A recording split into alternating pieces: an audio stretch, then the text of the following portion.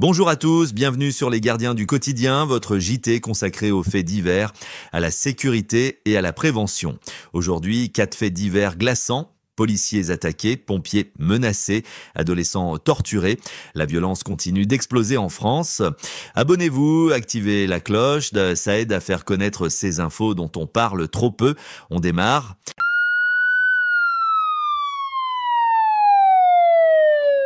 Bordeaux. Dimanche 8 juin, un policier en civil a été blessé en pleine journée alors qu'il allait au commissariat des Capucins. Il remarque une voiture garée sur une place réservée aux forces de l'ordre. Il s'approche calmement, carte de police à la main, mais le conducteur refuse d'obtempérer. Une altercation éclate, l'homme démarre en trombe. Le policier a encore un bras dans l'habitacle. Il est traîné sur près de 10 mètres avant de chuter. Résultat, plusieurs blessures, direction l'hôpital. Ces jours ne sont pas en danger. Le conducteur a été interpellé quelques minutes plus tard.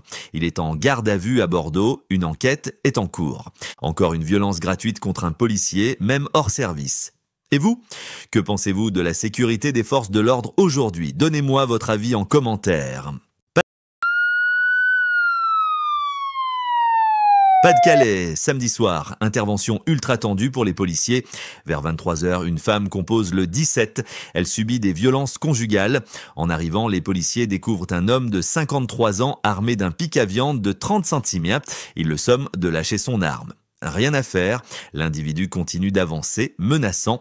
2 tirs sont effectués, l'homme s'effondre, mort sur place. Double enquête ouverte, 1 par l'IGPN pour vérifier la légitime défense, 2 pour violence conjugale, car la compagne affirme être régulièrement battue. L'homme avait un casier judiciaire pour rébellion, violence, port d'armes, mais rien pour violence conjugale jusqu'ici. Dites-moi en commentaire, les policiers ont-ils bien agi selon vous? Était-ce évitable?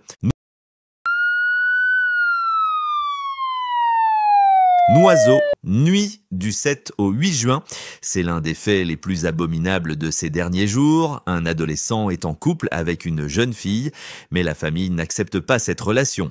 2 frères de la copine abordent le garçon et un de ses amis. Ils les forcent à monter dans le coffre d'une voiture, direction une zone industrielle à Chennevières-sur-Marne. Sur place, le cauchemar commence. Frappé, déshabillé, menacé de mort, agression sexuelle avec une bougie, filmé pour humiliation. Le père des agresseurs était présent et complice.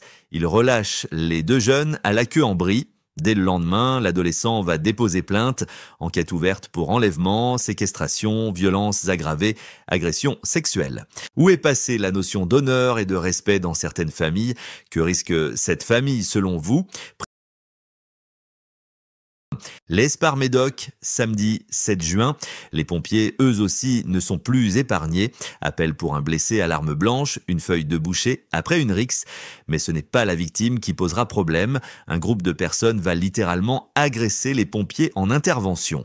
Ils leur foncent dessus avec une voiture, ils les menacent, les insultent, obligés de fuir en urgence vers la caserne où ils se barricadent. Heureusement, les gendarmes interviennent à temps.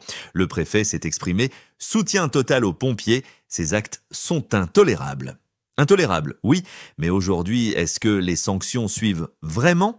La violence contre nos forces de l'ordre, nos pompiers, nos jeunes, devient presque quotidienne. Mais est-ce une fatalité?